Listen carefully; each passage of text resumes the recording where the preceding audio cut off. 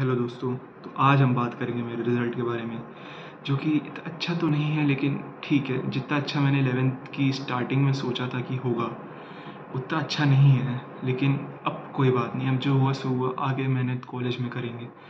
अभी के लिए इतना ठीक है। अब जो हुआ, तो मेरे टोटल मार्क्स है 125 और मेरी रैंक है 10,106। हाँ, मेरी मेंस में रैंक थी 17,911।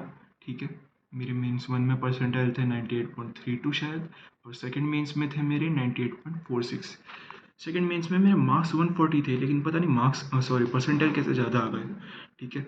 और मैं क्या बता रहा था, हाँ, मैं इतने मतलब मैं क्या बोलूँ खुद के बारे में। मैं जब मार्क्स कैलकुलेट करे थे तो मेरे 106 ही आ रहे थे, तो मैं तो बिल्कुल डिप्रेशन मोड में था कि मेरा तो कुछ होगा ही नहीं। लेकिन जब रिज़ल्ट आया तो थोड़ा ठीक लगा। रिज़ल्ट के दिन ना, मतलब मैं डेंटिस्ट के पास से आ रहा था, मेरे ब्रेसेस लगे हुए थे, अभी हटे हैं देखो।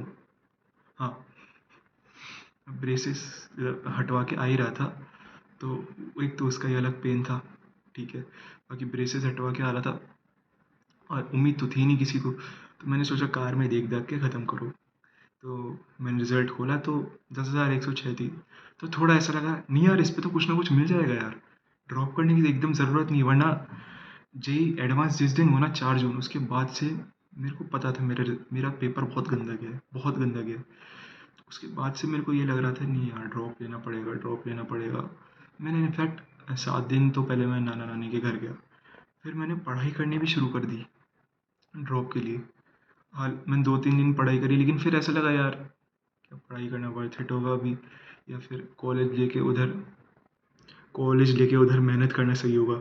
तो वो दो चीज़ें मेरे दिमाग में चल रही थी, लेकिन फिर भी मैंने 2-3 दिन पढ़ाई करी। मैंने सिलेबस दोबारा लिखा, मैंने 1-2 चैप्टर्स कवर भी कर लिए, लेकिन फिर मेरा मन उठ गया। और फिर उसके बाद रिज़ल्ट आया। उसके बाद हाँ, रिज़ल्ट आया तो थोड़ा लगा कि यार, इस पे ठीक ठाक कॉलेज मिल जाएगा। तो फिर वहाँ से थोड़ा सा ना अच्छा जर्नी शुरू हुई, मतलब थोड़ी खुशी वाली, कि चलो आईआईटी में हो गया बच्चे का। हालांकि इतना अच्छा नहीं हुआ, लेकिन ठीक है, हो गया।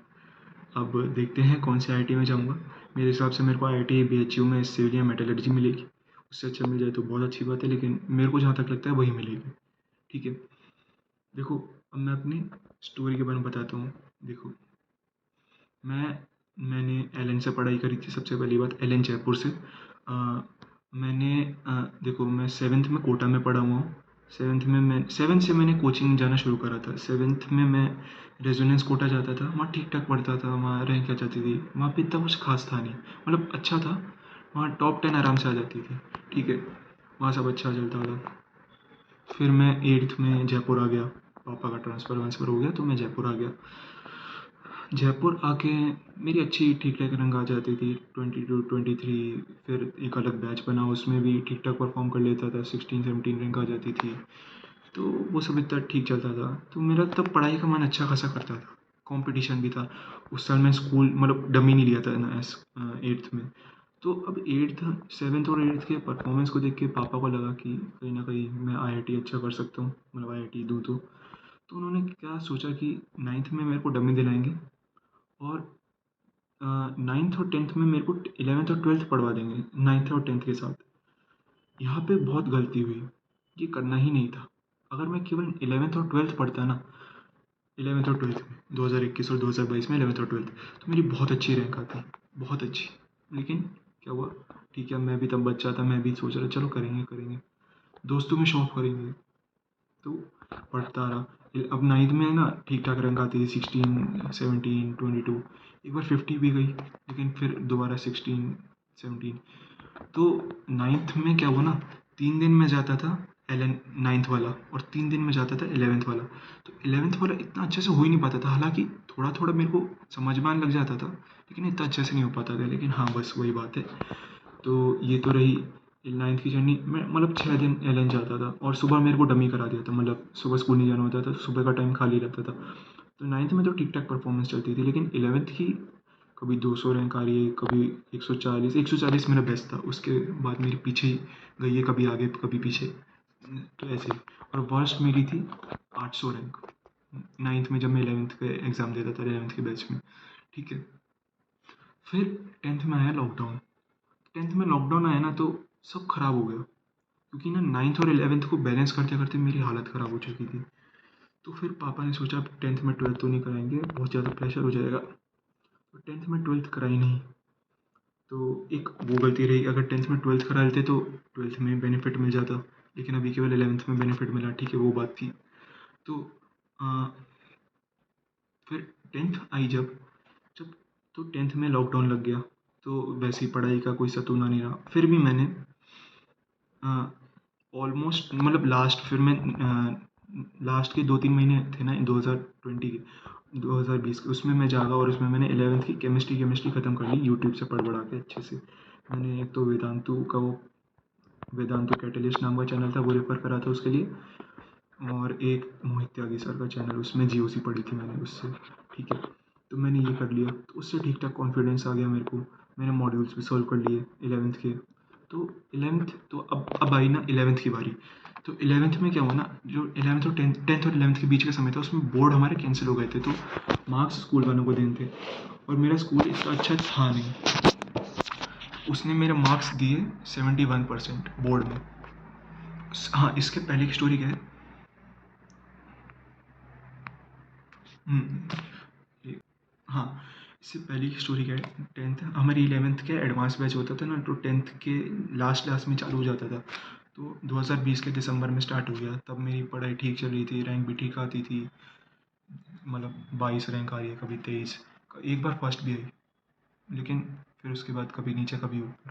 तो ऐसा चलता रहा और मेरा ठीक चलता रहा, ठीक है। फिर क्या हुआ ना, अगस्त में जाने कब बोर्ड का रिजल्ट आया, तो मेरा 71% ही आया। अब वहाँ पे मेरी तो हालत ख़राब, भाई 71 में तो यार, ये तो बहुत बुरे हैं। तो मैंने इम्प्रूवमेंट एग्ज़ाम दिया। इम्प्रूवमेंट एग्ज़ाम के लिए मैंने अपनी 11th पूरी ही छोड़ दी, जितनी तब चल रही थी। तब शायद सबसे इम्पोर्टेंट चैप्टर्स भी चल रहे थे, ठीक है। और तो उस कारण मैंने 11th पूरी अपनी उस ड्यूरेशन के लिए छोड़ दी। हालांकि मेरे उसके बाद 71 से 81% हो गए, वो फ़ायदा मिला, लेकिन वो 11th मेरी छूट गई। उससे ना मेरी जो गाड़ी एकदम अभी स्मूथ चल रही थी सीधे, वो डीरेल हो गई। तो अब एक बार डीरेल हो गई ना, तो फिर मेरी रैंक ड्रास्टिकली नीचे गिरी, क्योंकि बैकलॉग इतना सारा बन गया। फिर क्या हुआ, इतना प्रेशर बन गया, क्योंकि ना एक एसआरजी बैच बनता था हमारा, मेरा उसमें भी नहीं हो पाया। लास्ट के 2-3 एग्ज़ाम के बेसिस पे लेना था, उसमें मेरी रैंक ख़राब चली गई, वो ऑब्वियसली क्योंकि पढ़ा नहीं था। उस कारण मेरा एसआरजी बैच में भी नहीं हुआ। एक वो डिसअपॉइंटमेंट रह गया मुझे हमेशा के लिए। तो बहुत सारा प्रेशर बिल्डअप हो गया। उसके बाद मैंने, चलो ठीक है, दिसंबर ख़त्म हुआ 11th का, फिर मैंने थोड़ा बैकलॉग कवर करना शुरू करा, मैंने करा भी, मैंने ठीक ठाक कवर करा। फिर 12th में मैंने पढ़ाई भी करी, पहले 2 एग्ज़ाम मैंने पढ़ाई करी। उसके बाद से ना एक वो होनी शुरू हो गई यार, रैंक भी नहीं आ रही, ना कुछ हो रहा, या पढ़ के फ़ायदा भी है। तो मेरा मन उठ गया पढ़ाई से। तो 12th में मैं ठीक ठाक मेहनत करता था, बस कि कभी 100 आ रही है, कभी 200 आ रही है रैंक 1000 बच्चों में, ऐसी मेहनत मैं करता था। इससे अच्छी मेरी नहीं आती थी, ठीक है। इतनी तो 12th में मैंने बिल्कुल ही अपने आप को, क्या कह सकते हैं, गिव अप कर दिया था कि तो मेरी रैंक आएगी नहीं, जबकि मैं 11th में अच्छी खासी अंडर 50 रहता ही था। मैं चाहूँ तो स्क्रीनशॉट भी लगा दूंगा, लेकिन मैं अंडर 50 रहता ही था 12th में। सब मतलब एकदम ही बेकार हो गया सब ना। टीचर चलो तब ध्यान देंगे ना जब मैं क्लास में जाऊँगा। मैं ऑनलाइन क्लास लेने लगा, हमारे हाइब्रिड मोड चलती थी, तो क्लास में जाने का मन नहीं करता था, क्योंकि मेरे जो दोस्त रहा करते थे एक समय, वो मुझसे बहुत आगे निकल चुके थे। तो अब उनके सामने बैठने में ना एक मेरे को इन्फीरियरिटी लगती थी कि यार ये तो इतने आगे निकल चुके हैं, मैं कहाँ हूँ। तो उस कारण क्लास में जाने का मन नहीं करता था। तो और घर पे बैठ के मैं पढ़ता था, लेकिन उतना अच्छा नहीं रहता था वो। तो मैं आप लोगों से भी ये कहूँगा कि आप ऑफलाइन जाया करें, ऑनलाइन लिया करें। ऑनलाइन अच्छा है, लेकिन मेजर जो अपना बेस, मतलब अपने को ऑफलाइन पे ज़्यादा डिपेंडेंट रखें ऑनलाइन की जगह। तो ठीक है, तब मैं पढ़ता रहा, थोड़ा बहुत पढ़ता रहा। फिर दिसंबर आया, दिसंबर में पता चला जनवरी में मेंस हो रहा है। फिर तब मेरा दिमाग जगा, नहीं भाई अब पढ़ना पड़ेगा, सीरियस हो जा। तब मैंने दोबारा पढ़ना चालू करा। तो तब मैंने दोबारा पढ़ना चालू करा, मैं तब फिर मैं 10-11 घंटे पढ़ने लगा दोबारा। तो फिर मेरी मेंस 1 में आई, जब मैं लेकिन जैसे मॉक टेस्ट देता था ना, तो उसमें मेरे 200 200 आराम से आते थे। लेकिन तो वो साला केमिस्ट्री ने गोली मतलब केमिस्ट्री में गड़बड़ हो गई मेरे से, और उसमें केवल 84 परसेंटाइल ही है, बाकी सब में अच्छे है। और ओवरऑल मेरे 98.32 परसेंटाइल रहे जेई मीन्स वन में, और मार्क्स 171 है। ठीक है, मेरा 25 जनवरी शिफ्ट 2 था। ठीक है, फिर ये हुआ, तो फिर मम्मी पापा को लगा चलो ठीक है थोड़े से सही आ गए, एनआईटी में एक सीट सिक्योर हो गई। फिर आया अपना फिर अब क्या था, मेंस वन और मेंस टू के बीच में बोर्ड का समय था, तो उसके लिए पढ़ने में टाइम चला गया। हालांकि उसमें मेरे 85.80 आए बोर्ड में, इतना खास नहीं है, लेकिन ठीक है। 75 लाने होते ना, मैंने 85 टारगेट करा था, 85 आ गए। ठीक है, तो उसमें टाइम चला गया। चलो केमिस्ट्री उससे थोड़ी इम्प्रूव हो गई, उसकी परसेंटाइल 84 से इम्प्रूव होकर 96 हो गई थी आई गेस, हाँ 96 पॉइंट कुछ हो गई थी। ठीक है, लेकिन साला इस पर मैथ्स में गड़बड़ कराया मैं। मैथ्स में मेरे केवल, पता नहीं, मेरे को याद भी नहीं नंबर, 98.0 कुछ परसेंटाइल है ना। तो मेरे सेकंड वाले में है 98.46।